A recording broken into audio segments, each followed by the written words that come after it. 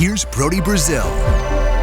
Usually when we discuss the renovation or complete overhaul of a sports stadium, quantity and quality are two of the first and biggest things that get brought up. Because when it comes to amenities, who wouldn't want more and better? And in the case of Oklahoma football, with their stadium, there are some plans to do more and to do better.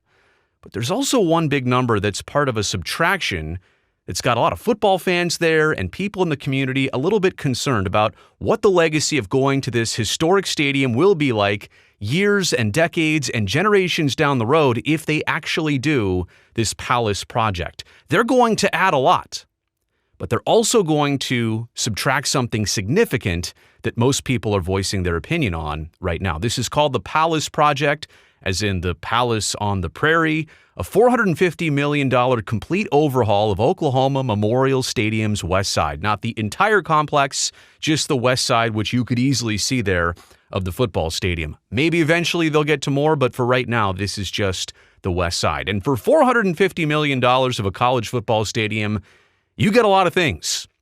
You get new gates. You get new concourses, you get new elevators, new seats, new common areas, a new press box, a new lighting system, a new sound system, and that's not even it. They're also adding 47 suites, 64 loge boxes, 6 premium and lounge spaces, and 4,000 club seats. Now, I know what you can see down there in blue, but if I told you all that, you're thinking, what? This is no big deal. This is standard fare. This is what big college and pro sports teams do with their stadiums and venues. And good for them for not trying to build something new and make anybody else pay for it. They're just adding to what they've got. Okay, fine. We understand that.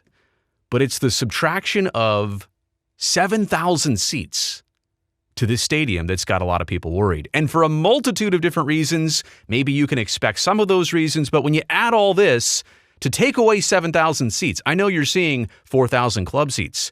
Well, that's 4,000 added, but still subtracting a net of 7,000 seats. When it comes down to it, this stadium's capacity from right now is at 80,000. It's going to go down to about 73,000. And I also know what you're thinking. Wait, 80,000 to 73,000, is that a big deal? Hang on. Let me have you hear from people surrounding OU and what they're saying about this, their interpretation of this, because I think that matters. Fewer general admission seats. That's what's being taken away here, not the best seats, well, not the expensive seats, but the general admission seats are being taken away here, more affordable seats that will not be available any longer. OU claims that there is a strategy behind this modernization effort for comfort, for crowd circulation, for sightlines. They're trying to say, look, here's a stadium that's very old and was not built with some of the modern amenities and things in mind. And we want to get people in and out so they're not squeezing each other. And so there's not these pinch points on the concourse, all that stuff, I understand. They're also bound to add all those bells and whistles of the game day experience, like perhaps an LED light system where they flash when you score a touchdown, or a sound system that is incredibly filling and incredibly loud to the stadium environment. All of that, right, to enhance a team's home field advantage, to make up probably for the 7,000 fans that you would be losing per home game. If you're talking about capacity, 7,000 fewer fans, I want you to take that into perspective. That's like half of an indoor arena across almost any sport in North America. 7,000 people, not 700, not 70, 7,000 fans fewer per game. That is a difference in capacity, in loudness, in environment, in all of the above. And sacrificing a total of 7,000 fans so that you can put in more luxury areas, more open space areas, so that, yes, you can charge more for tickets for all of those amenities as well, too. More on that in just a second. But first, here's the fan reaction, just like you would expect. One person saying, terrible, we're pricing out fans and cutting 7,000 people who show up in exchange for suites and boxes that the average fan can't even afford. The average fans are the ones who show up and pack the stadium. Looks nice, but hell, all that's going to do is shoot the ticket prices up even more. We need a great experience and also need seating. It'll come with time, but making the stadium nicer is always a plus.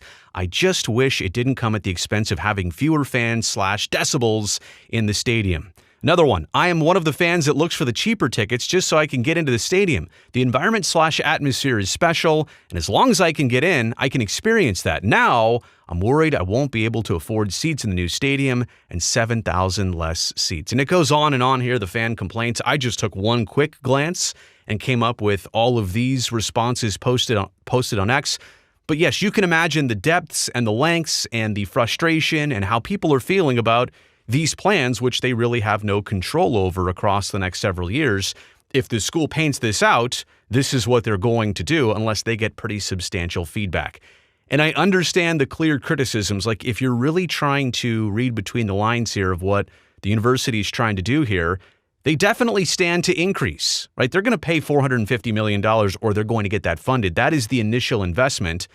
But over time, with more expensive seats and club areas and higher amenities, you're going to charge a higher price. OU stands to increase costs and also revenue with the plan. So you got to pay a little bit more, but you're definitely going to get more down the road. And maybe they're looking at the future of college sports and the way things are going and the fact that they now need new revenue streams to support NIL money, to support brand new facilities, to keep up with the Joneses and all the other schools in the conference that are putting in a brand new weight room 10 times over, or performance center, or whatever other schools are doing. You have to do that too. You have to keep up right in line with everybody else, not to mention recruiting and other business efforts. And yes, most of this is centering around football, but the entire athletic program is now a business. And so you're going to see colleges across the country. It's not just OU. Tons of colleges across the country are going to make decisions just like this because now it's a business. It's not just about amateur athletics. More expensive seats? Yes. I don't need to do the math for you. Prices out, more students, and maybe the most energetic part of the crowd. The younger audience, the younger demographic who, if the ticket prices go up by even 1.5x, maybe they're not in contention for buying a ticket anymore, or they're a lot less likely to come to a Saturday home game. So it comes down to hospitality here versus capacity. Do you really need all that hospitality to take away all that capacity? Is it worth it? The other part about this, it seems quite permanent. Like if you go ahead and if you do this palace project, and man, that structure on the west side looks gigantic. How tall, how high up is that press box right there? If you do this, it's not reversible, right? And I don't want to say you're one of the first to do this, but cutting a stadium down by 7,000 seats so you can add a bunch of other premium areas, and you can almost see, does it look like there are walls? Look at between the goal lines there. There's almost like walls that go up and separate that sideline seating area from the rest of the stadium. So you're really almost like walling off these seats, putting in something brand new, charging a bunch more, and taking 7,000 seats away in the process. I certainly respect business decisions, and I'm sure that they've crunched all the numbers on this, but imaging and how this is coming across and looking to OU fans, I certainly understand that side of it equally as well too. Let me know what you think about all this in the comments section below. Also, while you're down there, thumbs up helps me, this video, and this channel. And if you're new here, great to talk to you. Nice to meet you. Make sure you hit that subscribe button so I can definitely see you back here next time.